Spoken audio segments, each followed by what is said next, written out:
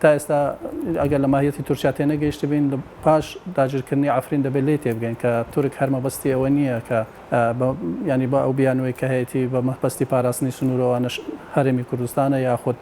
ڕۆژاوای کوردستانە بێوێ داگیریکاوە لەگەڵ داگیرکردنەکەی دیمۆگرافیای ناوچەکەشە گۆڕی بۆیە ئەوە کاریگەری لەسەر ئەو بۆعدە مێژوویە کوردیە ئەبیتن کە لە ناوچەکەی هەیە ئەوەی کە ئێستا پێویستە ئێمە وەکو کورد چ بکەین بۆی چۆن بتوانین بەرەنگاری ئەم پیلانجێڕیە ئەم لەشکرچێشیە ئەم جۆرە لە سیاسەتەی ڕژێمی تورکیا بینەوەیە کە بەڕاستی ئێمە دەبێت کورد خۆی لە هەر چوار پارچەی کوردستان خۆی بەخاون بکە لە پارچەکانی تر بەڕاستی چ لە باشوور مەسەلەن بۆ ڕۆژئاوا چ لە باکوور بە هەمان شێوە چ لە ڕۆژهەڵات ئێمە دەبێت کورد بەو دیدە ئیش بکەین بەڕاستی کە ئێمە کەتینە ناو چوار وڵات دابەشی سەر چوار وڵات بینە وڵاتانە بەڕاستی وەکوونەتەوەی سەردەست هیچ دان بە مافەکانی کوردانانن بەداخەوە لە ناوخۆی کوردیش پەرتەوازەیەکی زۆر هەیە کە ئەوەش پێویستی بەوەی هەیە کە جارێش کە کورد بۆ خۆی دابچێتەوە بە سیاسەتەکانی خۆی دابچێتەوە لەوەی کات چۆن بتوانی کۆنگرەی نەتەوەیی تەفعیل بکات و کارای بکات بەوەی کە هەڵوێستەکانی هەڵوێستی تەواوی هەر چوار پارچەی کوردستان بین کە بتوانین بە یەک تیم بە یەک ڕۆیا مادیفاع لە پارچەکانی تری کوردستان بکەین لە باشوور ئەگەر ئێمە بمانەوێتن پارێزگاری لە ئەزمموی ڕۆژاوای کوردستان بکەین زۆر ڕێگا هەیە ڕێگای مەدەنی هەیە کە ئێمە لە ڕێی خۆپیشاندان و مانگرتن و هەموو ئەم ڕێکارە مەدەنیانەی کە هەیە ئەمە دەتوانین پارێزگاری لێ بکەین لە ڕووی ئاستی تاکەوە بابرێن لەسەر ئاستی حکوومەتیشەوە ئەگەر ئێمە ناتوانین ینی بە جۆرێک لە زۆرەکان هاوکاریەکی تەواوی معنەوی بکەین لە ڕووی نردنی هێزی پێشمەرگەوانە بەڵام ئێمە خۆ هیچ نەبی دەتوانین لە ڕێی چەکەوە لە ڕووی وتاری سیاسیەوە ئێمە پژگیری برایانمان لە ڕۆژئاوای کوردستانی بکەین و هەوڵ بدەین بەڕاستی ڕای جیهانی لێ بورژینین لە بەرامبەر ئەو لەشکرچێشانەی کە تورکیا بەنیازەبی بکات تورکیا ئێمە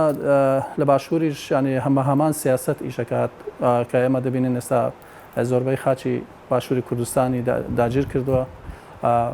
ئەکرێ ئێمە لێرانش بەڕاستی هەڵوێستمان هەبیتن ئەوەش پێویستی بە یەکگرتووی کورد هەیە بە خیتابەکی سیاسی موحد هەیە کە ئەو ختابیە زیاتر ختابەکی نیشتیمانی و نەتەوەیی وێ ئەگەر نەتوانی هێزێکی باش و ئیرادەیەکی باش و بە یەکگرتوویەوە نەچێن ناو معادلەکان و ئەو گۆڕانکاریانەی کە لە جیان هەیە بەڕاستی ئەبێ بەرهەمی سەرمێزی گفتوگۆکانی نێوان ئەو وڵاتانە و جارش کە ڕەنگە ئێمە ساکیز بکۆیشکە لە ناوچەکە دووبارە بیتەوە کە کورزارش کە هەنگاوەکی دیکەی گەورە بگەڕێتەوە پاشکە ئەو هەنگاوش بەڕاستی ینی لە بەرژەوەندی هیچ پارچەیەکی کوردستان نیە بۆیە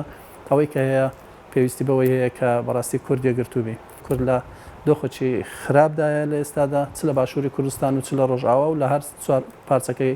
هەرێمی کوردستان ئێمە چۆن بتوانین خیتابێکی سیاسی دروستکەین کە ئەوە خۆشبەختانە ئێستا لایەنە چەپەکان پێهێستاون ئەیانەوێتن بەڕاستی زۆرێک لە کۆدەنجی دروستکەن وەکو باسم کرد زۆرێک لە یەکبوونێکی کوردی دروستکەن بەوەی کە دیالۆگەکی نیشتیمانی بکەن ئەم دیالۆگە لەسەر ئاستی باشووری کوردستان باوەڕەکەم بەشەی پەیوەندی بە پارچەکانی تریشەوە ئەبێتن و باسیش ڕەنگە لە مەسەلەی ئەو شەڕەنجی زیانەی ئەو هەنگاوانەی کە تورکیا عینێت لە پارچەکانی لە مەسەن لە ڕۆژئاوای کوردستان و لە باشووری کوردستان ڕەنگە ئەوەش ببیتە ڕۆژەوی ئەو دیالۆگە نیشتیمانیەکەەوە بەڕاستی هەنگاوێکا بێ هەر تاکێکی کوردی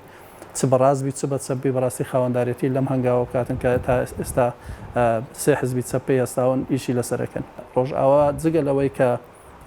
ئەزمونێکی تەنها سیاسیبی ئەزمونێکی فکری قوڵە و لە هەمان کاتدا ئەزمونێکە بەڕاستی تا ئێستانەکە لە هەموو جیهان ناتوانێت ئەزمونێکی سەرکەوتوی لەو شێوەیە چ لە ڕووی داراییەوە چ لە ڕووی چەمچی هاوڵاتی و هاوڵاتی بوونەوە چ لە ڕووی زۆری ئاراستەی خیتابی سیاسی بۆ وڵاتانی سەرمایه‌دار یا وڵاتانی ئەو وڵاتانەی کە جەمسەری جیهانینە بە تایبەتی سیاستکردن لەگەڵ رووسیا و لەگەڵ ئەمریکا کە هەست دەکەن زۆرێک لە دیدێکی نوێ لە ناو سیاست بە تایبەتی لە ڕۆژهەڵاتی ناوەڕاست کە هەموو نەتەوەکان لە خۆیەگرێتن وەکو کوردناسیۆنێک کە توانرایە لە ناو ئەزمونە ساوایکە هەیە مافی تەواوی پێکاتەکان بدرێت و لە هەمان کاتە مافی ژن بدرێت کە ئەوە بەڕاستی لە ئەوەی کە ئێستا لە ڕۆژئاوا ڕۆدات ئەو یەکسانیەیە کە بەڕاستی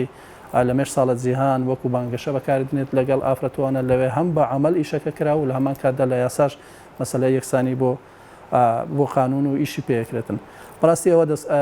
ڕۆژئاوای کوردستان ئەزمونێکە کە ئەتوانین بڵێن دەستکەوتێکە و دەستکەوتێکی مرۆیی گەورەیە، دەستکەوتێکی جیهانیە، ئەبێ خاوەندارەتی لێ بکەین و وەکو پارچێکی لە پارچەکانی تری